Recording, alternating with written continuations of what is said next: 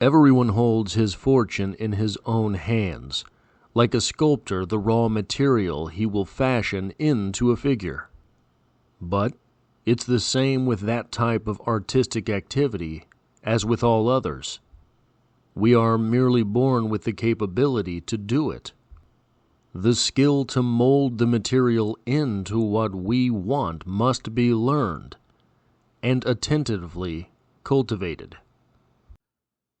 This is the first video in a series on the channel, a playlist here on the channel going sort of part by part through The Daily Laws by Robert Greene in search of self-improvement.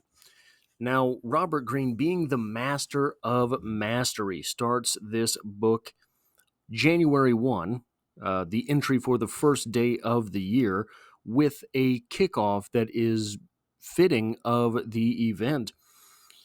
He says this: "You possess a kind of inner force that seeks to guide you toward your life's task, what you are meant to accomplish in the time that you have to live.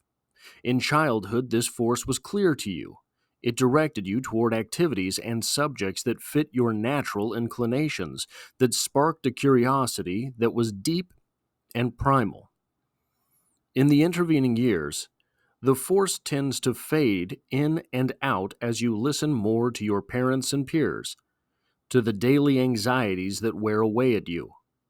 This can be the source of your unhappiness, your lack of connection to who you are and what makes you unique. The first move toward mastery is always inward, learning who you really are and reconnecting with that innate force.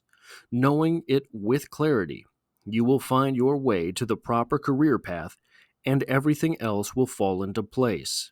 It is never too late to start this process." And the daily law: mastery is a process of discovering your calling.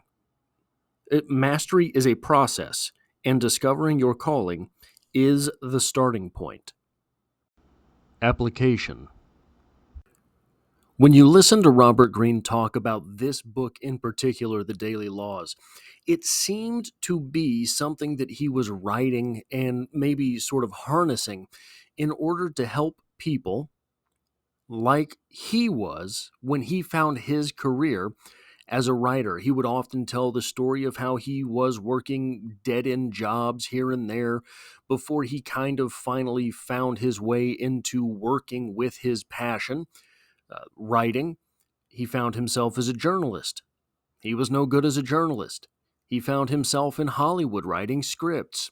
He was no good at writing scripts until finally, I believe he found himself in France, and he was sort of doing the dead-end job thing there too when he was approached by or made friends with an editor.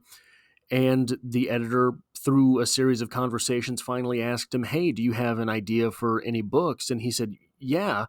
And that was how he got the opportunity to write the 48 Laws of Power.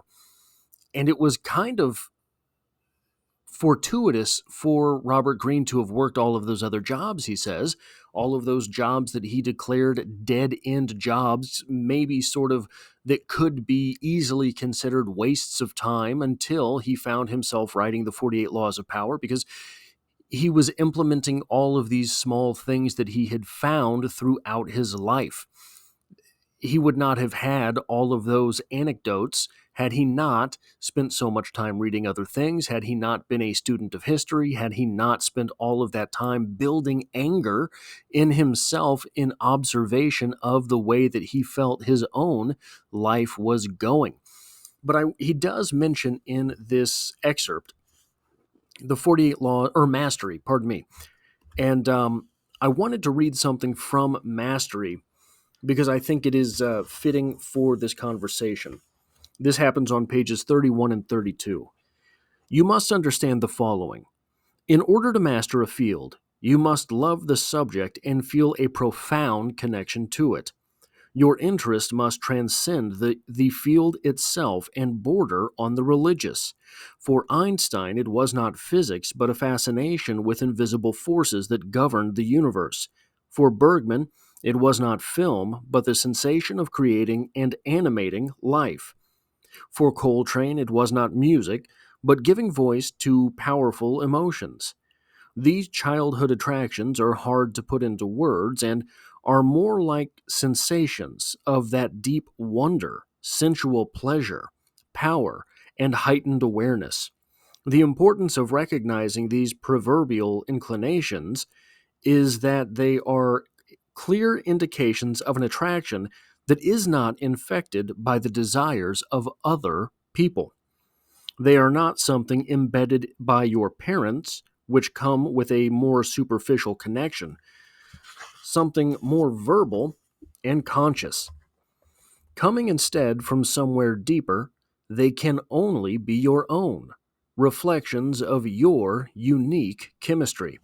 As you become more sophisticated, you often lose touch with these signals from your primal core. They can be buried they can be buried beneath all of the other subjects you have studied. Your power and future can depend on reconnecting with this core and returning to your origins. You must dig for signs of such inclinations in your earliest years. Look for its traces in visceral reactions to something simple, a desire to repeat an activity that you never tired of, a subject that stimulated an unusual degree of curiosity, feelings of power attached to particular actions. It is already there within you. You have nothing of you have nothing to create. You merely need to dig and refine what has been buried inside you all along. If you reconnect with this core at any age, some element of that primitive attraction will spark back to life, indicating a path that can ultimately become your life's task. Your life's task. And I think it's important to note the distinctions there that Greene offers. That Einstein wasn't about physics, he was about this invisible force. That Coltrane wasn't about music, he was about the voice, giving voice to those things that might not have voice. Because that is where your life's task, your passion, if you will, meets the marketplace. And I don't necessarily mean the financial marketplace. There's the marketplace of ideas, there's the marketplace of interactions, all of these things.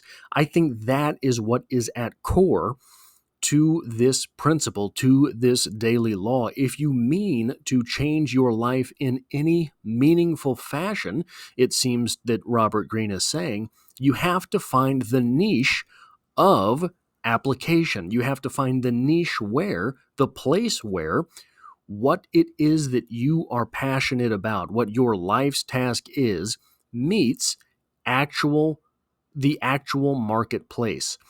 Now, this can be, I think, obviously, the financial marketplace. And if you mean to make the biggest difference in your life, would that not be making your life's task and your passion the thing from which you derive your paycheck?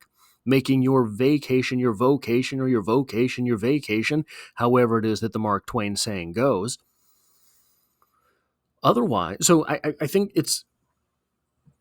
there's a difference there, though. Robert Greene obviously is a best-selling author. We can all hope to reach those highs. We can all hope to climb that mountain, if I'm allowed to deploy a cliche. But is the thing for which you find yourself passionate such a clear-cut connection that you are willing to devote time to that thing in the absence of money? If you find that germ, if you find that one little place where that is acceptable to you, that's where it becomes something that you can grow. Because otherwise, if you were expecting to jump straight into this thing and be getting paid for it, be a millionaire because of it, you'll quit before you find success. Most of the time, right? Obviously, there are some people who jump straight in and hit gold, but I think that being willing to identify that place in you that is something sustainable is where a change occurs.